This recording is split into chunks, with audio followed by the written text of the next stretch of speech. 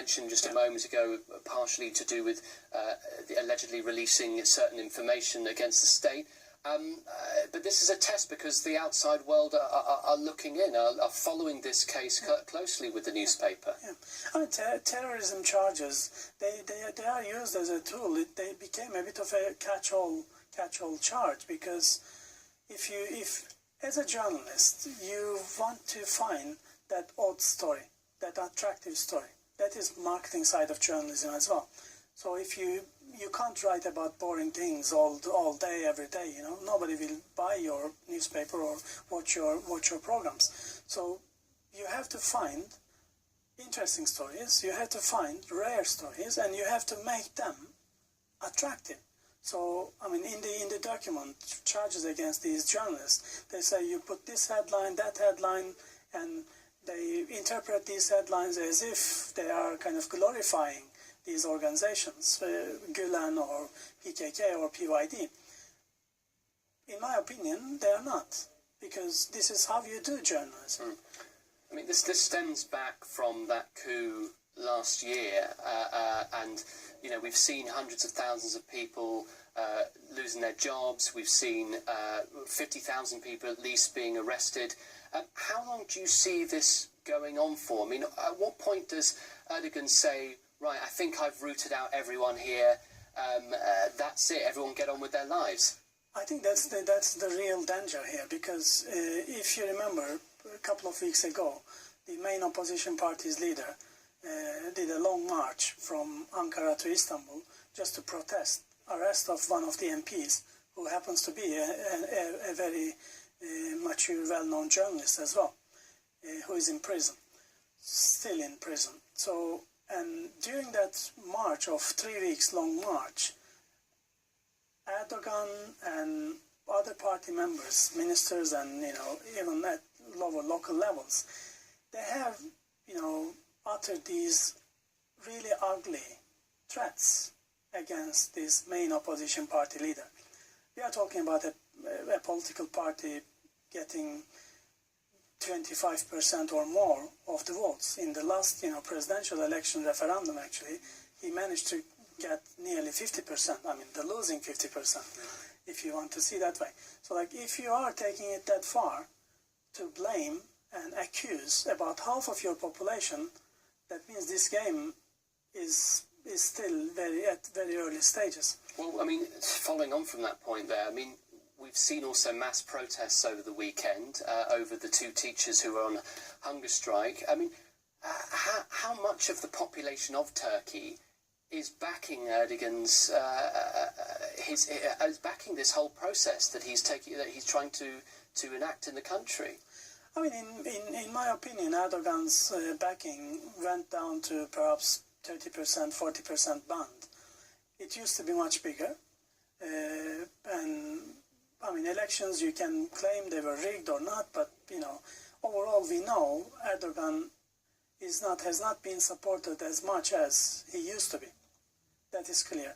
And within Erdogan's own party, there are some people thinking and criticizing what is going on, because what is going on is simply against the name of the party. Party stands for justice, and so far in Turkey now, including Erdogan supporters, feel there is no justice. Okay, that's the missing. So if these people standing trial are convicted and they do go to jail, and we see a shutdown of the newspaper, what does that mean for not just press freedom in Turkey? Because as I understand, there have been something like 150, at least, according to some press freedom groups, shut down. What does that mean for not just the freedom of press, but also the freedom of the nation if their last sort of free paper is or media outlet is shut down? Yeah, I mean, the problem is people are already, self-censoring big time. Unimaginable levels of self-censoring is going on in media, in academia, in everywhere. So people are really scared that freedom has already gone out of window quite a while ago. And shutting down Cumhuriyet, this newspaper, will just complete the process in a way, because after Cumhuriyet, you will only have a couple of other, socialist newspapers, a bit, left of Cumhuriyet, and Erdogan still, at the moment at least, not targeting them. Probably he's not seeing them as a big threat. But this one will make a big impact. Also, Cumhuriyet is now, I think, the oldest newspaper in the country. I mean, there is a historic element to it as well.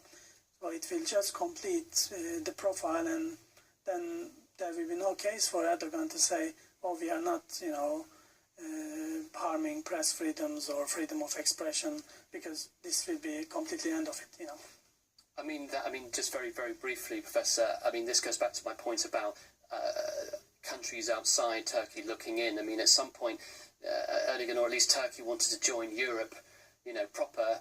That seems looking very, very thin, even for the next sort of 5-10 years or so. It is getting distanced more and more. I mean, Turkey used to have, at least some Turkish people used to have that argument, oh, Europe is not willing to take us because we are Muslims. I mean, you may give some credit to that idea, but at the end of the day, in Europe, we don't have any other country prisoning at least that many journalists, and we don't have any other country, accused of, rigging the elections or any other kind of like self-censoring, etc.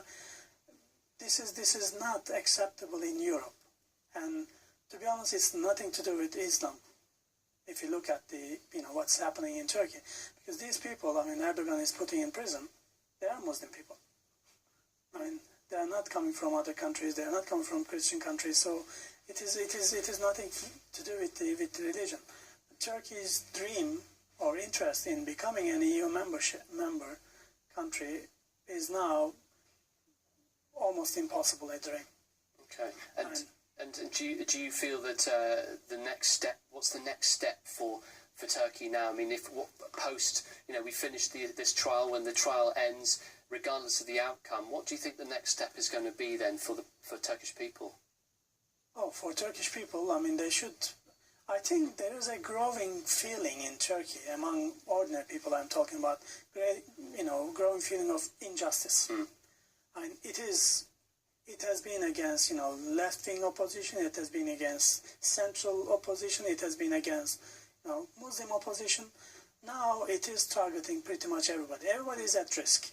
Okay. So that seems to be the end of the Erdogan's game, actually. Okay, Professor. Well, look, thank you, Professor Ibrahim, for joining us today. Thank you for coming in. Thank you very much. We're going to have to leave that discussion there, but of course, my big thanks to Professor Sirkeci for coming in today. Now, if you've been watching the programme recently, you'll have been aware of the ongoing situation in Jerusalem.